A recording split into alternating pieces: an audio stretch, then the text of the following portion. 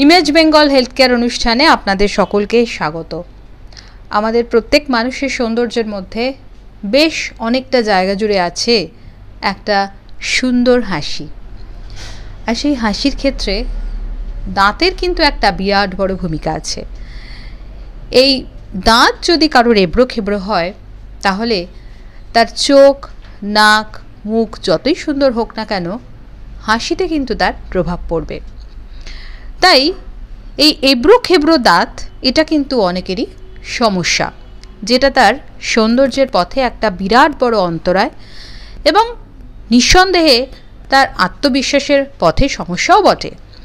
তাহলে এই এবড়ো খেবড়ো যে দাঁত, এই দাঁতকে কিভাবে ঠিক করা যায়? হ্যাঁ, আধুনিক বিজ্ঞান এবং প্রযুক্তি যে জায়গায় এগিয়ে গেছে, আজকের দিনে কিন্তু এই এবড়ো খেবড়ো দাঁতটা বিরাট কোনো চিন্তার বিষয় নয়। সামান্য চিকিৎসা করলে, ডাক্তারবাবুর তত্ত্বাবধানে থাকলে একদম ঠিক হয়ে যায় এই এবড়ো খেবড়ো দাঁত।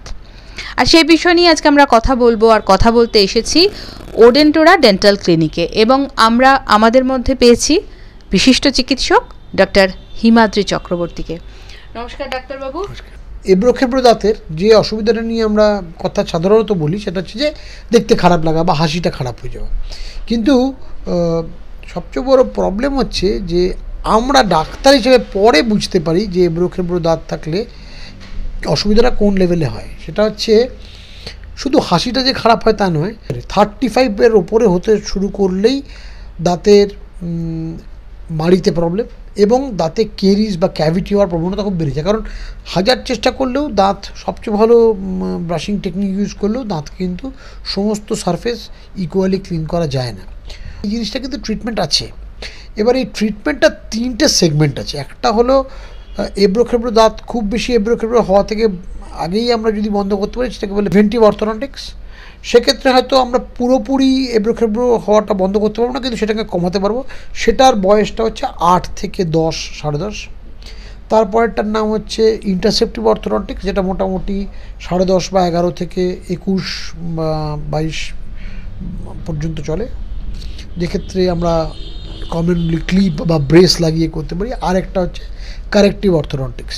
কারেক্টিভ অর্থোডন্টিক্স মানে যে গ্রোথ ফেজ চলে গেলেও, 20-22 বছর হয়ে গেলেও তারপরে আমরা যেটা করতে পারি, সেক্ষেত্রে একটু স্পিডটা স্লো হয় ন্যাচারালি, কারণ গ্রোথ ফেজটা চলে গেছে, গ্রোথটাকে আমরা ইউটিলাইজ করতে পারছি না। কিন্তু আদারওয়াইজ কারেক্টিভ অর্থোডন্টিক্সও কিন্তু করা যায়। অতএব অর্থোডন্টিক্স তো করা যায়, সমস্ত দাঁতকে সাজানো যায়।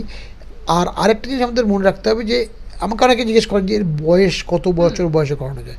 সত্যি বলতে কি 8 থেকে 80 যে কোনো বয়সে করা যায়, যদি তার দাঁতের বোন সাপোর্ট ভালো থাকে। একা বেঁকা দাঁত বা এবড়ো খেবড়ো উঁচু নিচু দাঁত কিন্তু এখনকার দিনে আর কোনো প্রবলেমই নেই, সবাই আমরা জেনে গেছি।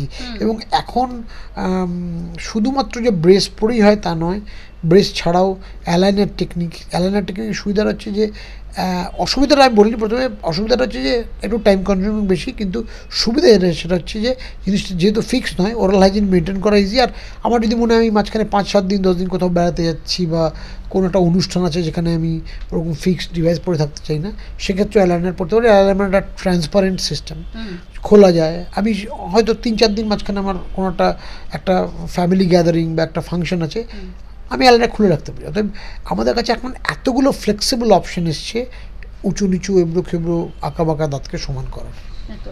আচ্ছা ডাক্তার, এই যে যারা ব্রেস পরে বা আপনি যে ট্রিটমেন্টের কথা বললেন, অ্যালাইনার ট্রিটমেন্ট, এইগুলো কতদিন পর্যন্ত চালিয়ে যেতে হবে? প্রথম কথা যে বয়স যত কম হয়, মানে ইন দ্য সেন্স যত ইন্টারসেপটিভ অর্থোডন্টিক্স হয়, সেগুলোতে ট্রিটমেন্টে টাইম কম লাগে। মোটামুটি 1.5 থেকে 2 বছরের ট্রিটমেন্ট কমপ্লিট হয়ে যায়। কিন্তু কারেক্টিভ অর্থোডন্টিক্স মানে গ্রোথ ফেজ চলে যাওয়ার পরে যদি আমাদের অর্থোডন্টিক্স করতে হয়, সেক্ষেত্রে কিন্তু টাইম জেনারেলি একটু বেশি লাগে। 2.5 বছর, 3 বছর, কোনো কোনো ক্ষেত্রে 3.5 বছর লাগে। সেই জন্যই বলছি এখন অ্যালাইনার যেহেতু 3 বছর 3.5 বছর পড়তে হয়, এখন অ্যালাইনার পপুলার হয়েছে, কারণ অনেকেই ফিক্সড ব্রেসেস, যদিও এখন অনেক সেরামিক ব্রেসেস এসেছে যেগুলো একদম দাঁতের মতোই দেখতে, তারপরেও লোকে ফিক্সড ব্রেসেস পড়তে চায় না, কারণ তারটা দেখা যায়। সেই জন্য অনেকেই অ্যালাইনার টেকনোলজি প্রেফার করছেন। কিন্তু অ্যালাইনার একটু স্লো টেকনোলজি হলেও কিন্তু খুব ভালো, কারণ কন্ট্রোল অত্যন্ত ভালো। এবং অ্যালাইনার টেকনোলজিতে কিন্তু মানে 80-90% অফ দ্য সিচুয়েশন আমরা দাঁতকে অ্যালাইন করে নিতে পারি অলমোস্ট লাইফ টাইম। এরপরে কিন্তু আর ট্রিটমেন্টটা রিপিট করার দরকার নেই, বছরে একটা ফলো আপ লাগবেই। কারণ অনেক সময় হয় কি রেকারেন্সের চান্সেস থাকে, রিল্যাপস হতে পারে, সেক্ষেত্রে কিন্তু রিল্যাপস হলে একদম আর্লি স্টেজে আটকে দিতে হবে যেন রিল্যাপসটা না হয়। এখন অনেক রকম টেকনিক বেরিয়েছে আর্লি স্টেজে আটকে দেওয়া, অর্থাৎ প্রত্যেক বছর। কারণ আমি দেখেছি একজনের অর্থোডন্টিক ট্রিটমেন্ট হয়ে গেছে, সে আর হয়ে যাওয়ার পর 5-6 বছর আসেনি, তারপরে সে রিল্যাপস নিয়ে ফিরে এলো এবং রিল্যাপসটা বলছে আজ 2 বছর ধরে আছে, আশা হয়ে ওঠেনি। সেক্ষেত্রে কিন্তু আর তখন আবার প্রথম থেকে ট্রিটমেন্ট স্টার্ট করতে হবে এবং সেটা ডাবল কস্ট, এরকম নয় আর ফ্রিতে করা যাবে। কারণ পুরো জিনিস ফেলে দেওয়া হচ্ছে, তার জন্য যে সমস্ত ওয়্যার, ব্র্যাকেটস, আবার নতুন করে পুরো সিস্টেম রিইনস্টল করতে হবে।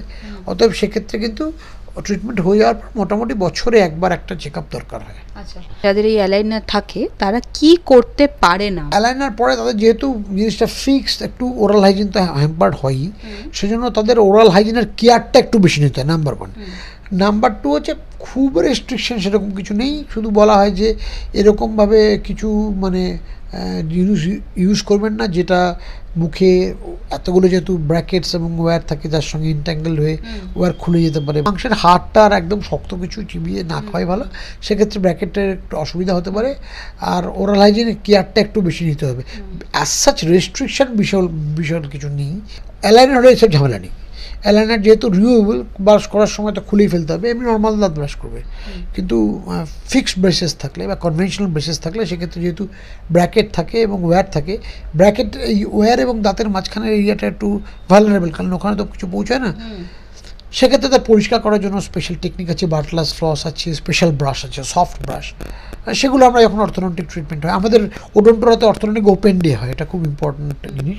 মানে ওপেন ডে মানে অনেক সময়ই যেটা হয় অর্থোডন্টিক ট্রিটমেন্টের যা নর্মাল চার্জ, ওপেন ডেগুলো আমরা অনেক সময় অ্যানাউন্স করি, সেদিন 50% চার্জে আমরা একটু ভিড় হয় কিন্তু আমরা দেখে দিই এবং দেখে স্ক্রিনিং করি, আমরা বলে দিই যে কীরকম ট্রিটমেন্ট দরকার, কী হতে পারে। লুকসটা কিন্তু প্রাইমারিলি মনে হলেও আসলে ওটা সেকেন্ডারি। হাইজিনটা ভীষণ ইম্পর্টেন্ট, কারণ সেটা 30-35-এর আগে তো বোঝা যায় না, 35-এর পর থেকে বোঝা যায় যে দাঁত উঁচু নিচু এবড়ো খেবড়ো থাকলে কীভাবে পুরো ডেন্টিশন অ্যাফেক্টেড হয়। পেশেন্টের পক্ষে ওরাল হাইজিন মেনটেন করা ডিফিকাল্ট হয়, মাড়ি ফুলে ওঠে, অনেক প্রবলেম হয়। তাছাড়া অনেকের আছে যে মুখ খুলে ঘুমোয়, ওপরের লিপ ছোট, এবং এরকম সিচুয়েশনে দেখেছি মাড়ি অত্যন্ত উঁচু, সেক্ষেত্রে হয়তো সার্জিক্যাল অর্থোডন্টিক্সও দরকার হতে পারে, মানে শুধুমাত্র অর্থোডন্টিক্স করে নামানো যেতে পারে না। সেক্ষেত্রে যেটা আমাদের মনে রাখতে হবে, সেক্ষেত্রে জিনিসটা শুধু দাঁতে নয়, আমাদের জ, বেস বা হাড়েও, সেক্ষেত্রে ডেন্টোফেশিয়াল অর্থোপেডিক, এই জন্য সাবজেক্টটাকে এখন ডেন্টোফেশিয়াল অর্থোডন্টিক্স অ্যান্ড অর্থোপেডিক্স বলা হয়, যে তার সঙ্গে বোন কম্পোনেন্টও আছে। সেক্ষেত্রে হয়তো অনেক সময় সার্জারি দরকার হতে পারে, তবে সার্জারি গ্রোথ ফেজ শেষ হয়ে যাওয়ার পরেই ইউজুয়ালি করা হয়। সো এটা একটা ফার্স্ট সাবজেক্ট। দর্শক বন্ধুরা, আপনারা বুঝতেই পারছেন যে আজকের দিনে কিন্তু এবড়ো খেবড়ো দাঁত কোনো সমস্যা নয়। যদি আপনারা এরকম কোনো সমস্যায় থাকে, আপনার নিজের হোক, আপনার আত্মীয় হোক, বন্ধু হোক বা পরিবারের কারোর হোক, আপনারা ডেফিনেটলি এই বিষয় নিয়ে ভাবতে পারেন। আর আরও একবার জানিয়ে রাখি যে ওডেন্টোরা ডেন্টাল ক্লিনিকের যে কন্ট্যাক্ট নাম্বার, সেটা আমাদের ডেসক্রিপশন বক্সে আছে। আপনারা সেখানে ফোন করে অবশ্যই অ্যাপয়েন্টমেন্ট নিয়ে নিতে পারেন, ডাক্তারবাবুর সঙ্গে যোগাযোগ করতে পারেন। আপনারা সকলে সুস্থ থাকুন, ভালো থাকুন, নমস্কার।